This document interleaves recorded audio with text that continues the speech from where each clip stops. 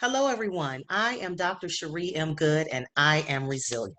What is resilience? Resilience is the capacity to overcome difficulties, to overcome setbacks, to overcome adversities, to overcome troubles, to cope despite those setbacks and those barriers. Now, we all have superpowers. All of us have superpowers, but often we don't step into those superpowers because we're not forced to. But when we go through troubles, when we go through things in life that tend to test us, that's when our superpowers are now tapped into. So to be resilient, you have to tap into those superpowers so that you can come out on the other side of anything negative or undesired that may have happened in your life. Today, I'm going to share with you 6 ways to stay resilient through troublesome times. So if you don't have your pen and paper, now's the time you want to get it. All right, here we go. Number 1, when you're going through troublesome times, the way that you stay resilient is to rely on a higher source. Now, when you're relying on that higher source, you tend to gain a sense of calm. And it's an unexplained calm that maybe you're like, I don't understand why I'm so calm about this situation. That's God taking over. That's God saying, I'm never going to allow you to go through anything that I know you can't make it to the other side of. I'm never going to give you any challenges. I'm never going to give you any trials. I'm never going to give you any adversity that I know that you truly cannot bear. So God is saying, tap into those superpowers and I got your back. Number 2, cling to a support system. Cling to a support system. What that means is you want to talk to your girlfriends, talk to your family that you know truly has that listening ear for you, that can help you, that can talk to you, especially when you're going through those troublesome times, to encourage you, to keep you boosted, to make sure that you're staying resilient and not giving up. See, it's easy for us all to give up when we're going through things, but it's harder for us to stay resilient and work through it and fight to get to the other side. So a support system is imperative.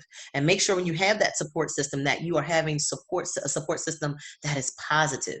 We don't do negativity on this side over here. Because you ever had somebody that's negative when you're already going through something, it makes things worse?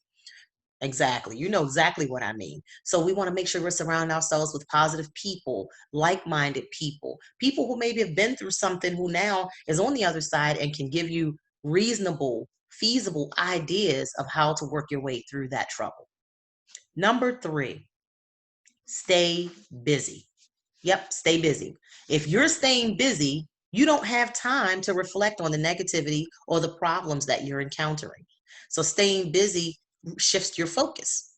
It makes you focus on things that you have to get done. You can even make a list of things that you have to get done each day to make sure that you are staying on task for each day. Because sometimes when we go through troubles, our mind can be boggled, our thought process is boggled, and we don't know what we've forgotten or what we need to do next. But making a list every day of things that need to get done, having the priorities at the top of that list, but knowing that if we don't get everything done that day, though the things that we didn't get done become a priority tomorrow. So staying busy, again, it helps to shift your focus off of the negativity, off of your problems, off of your setbacks, and it now shifts you to where you're headed, where you're going, and the things that need to be done. Number 4, exercise. Yes, why exercise? Not only is it going to keep your waistline intact, but it's also going to release those feel-good hormones, those endorphins that are going to make you feel good, make you feel energized, make you feel alive. So you don't want to be a Debbie Downer. You don't want to just be lingering and humdrum all the time. So exercise, moving your body, it's going to release all those chemicals inside of you that's going to keep you going. And you're still going to recall some things at time to time, but by exercising and releasing those hormones in your body, it gives you a boost.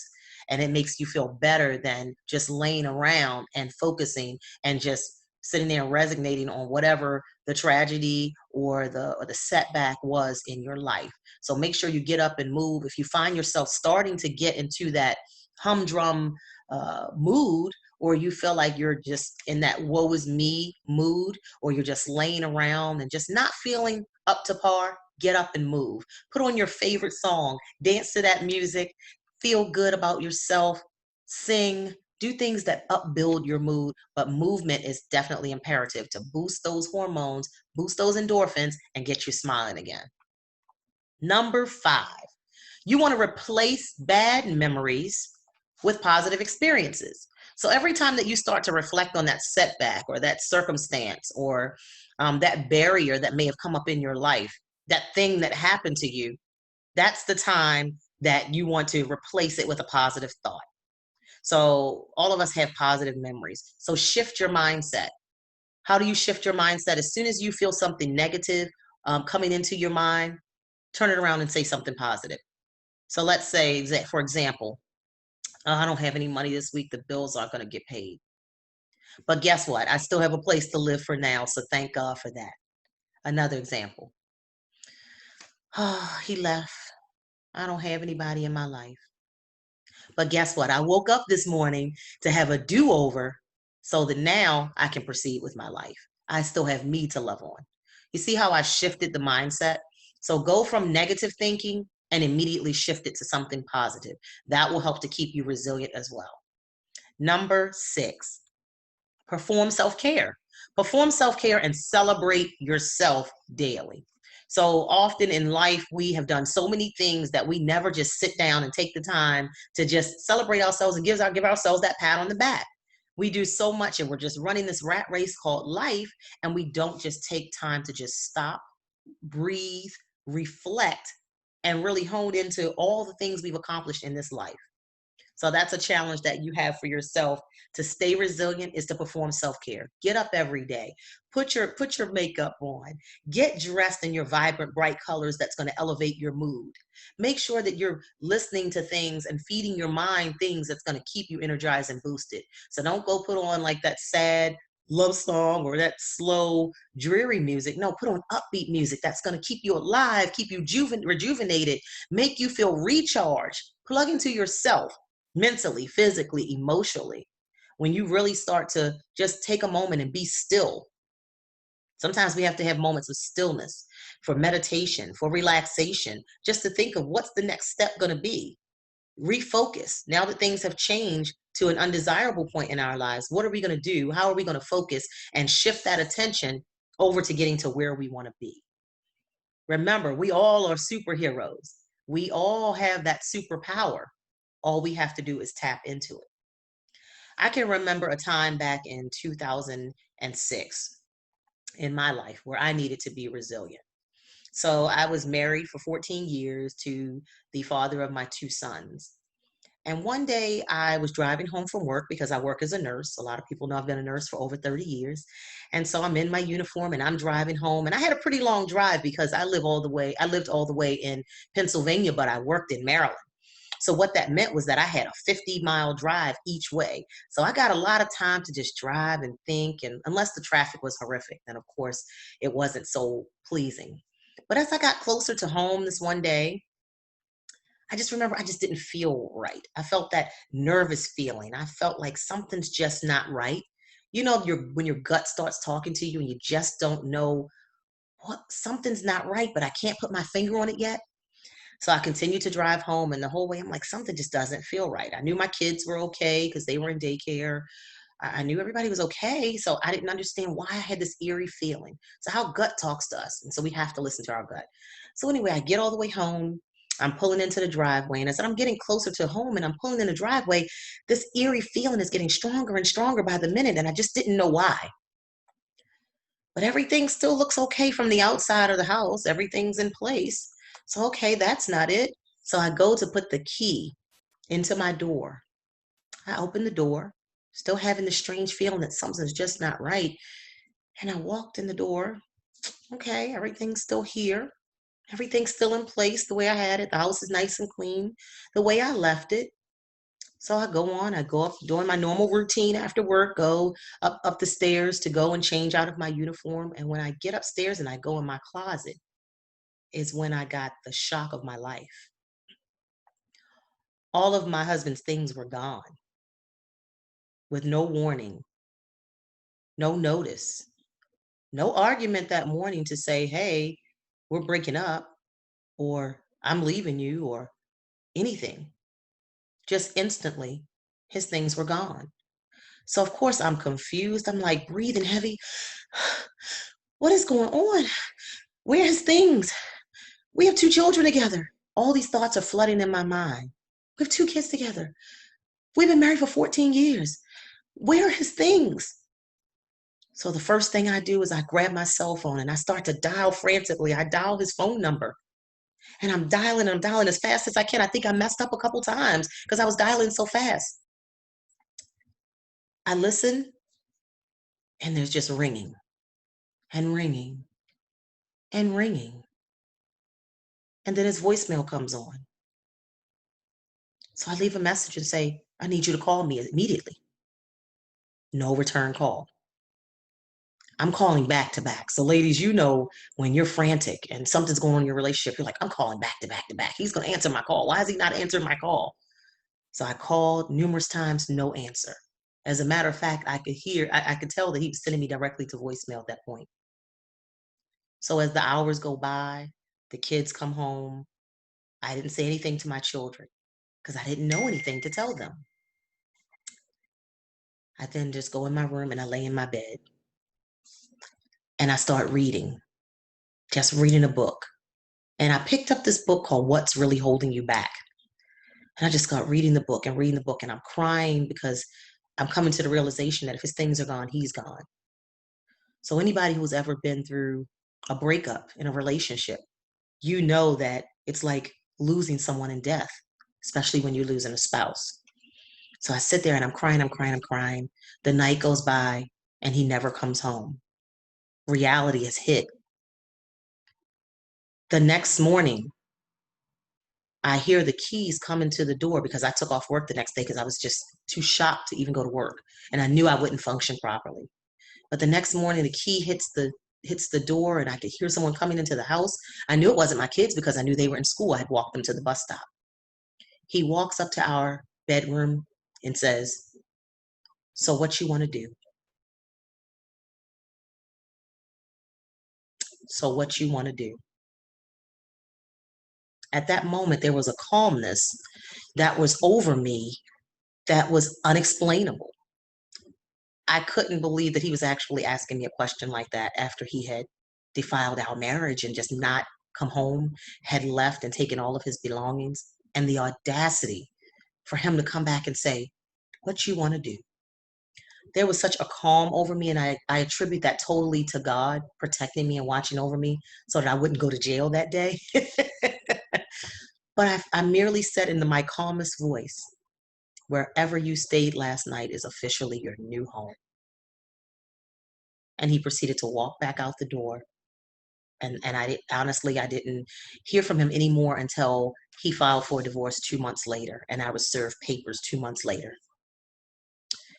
That was the crash that altered my life. And I wrote about that in my #1 bestseller, The Crash That Altered My Life.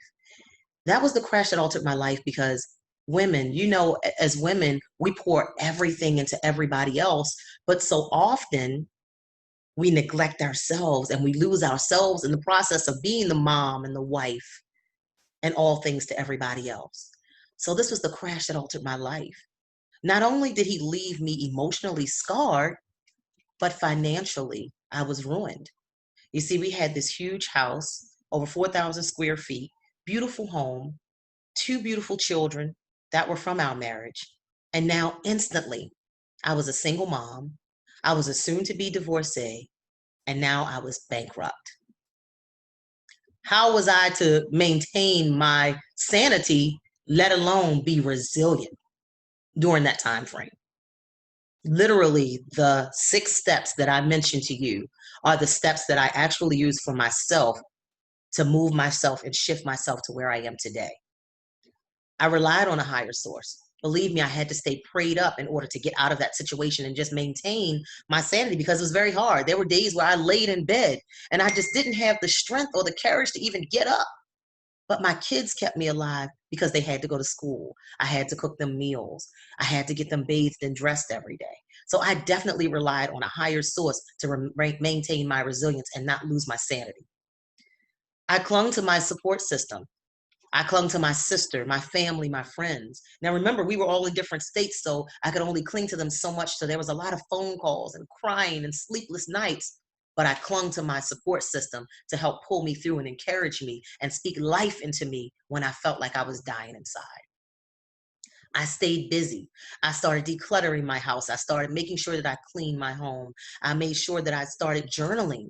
And then that journaling led to that number one best-selling book, The Crash That Altered My Life, that I talked about. I exercised. I started walking in the neighborhood. I started doing the stairs. I started taking more of an interest in myself. And it made me forget how hurt I was, how scarred I was, what I had just gone through. It helped to maintain my resilience. I replaced my bad memories with positive ones. I started taking my kids out by myself, doing things with them like roller skating and shooting pool and running with them and racing and doing things that would bring energy and life to me and that would replace the bad memory of what their dad had done to me. And last but not least, I performed a lot of self-care. And sometimes that self-care meant sitting in the closet quietly by myself for 15, 20 minutes just to gather my thoughts. Now, as far as the bankruptcy piece, yes, I lost that beautiful home, but it was a material thing. And I had to shift what I placed value on. You see, we all are in control of how we react and how we respond to situations in life that hurt us, that scar us, that may not be desirable, that may not be conducive to what we planned for our life. You see, I never planned to be an instant single mom. That's why I did it the right way. And I said, I'm going to get married and then have children because I didn't want to be an instant single mom. Kids need both parents. And so it was definitely life altering. And it was the crash. Like I said, I call it a crash because it was like my world was coming crashing around me. I lost a husband. I lost my home. I was an instant single mom.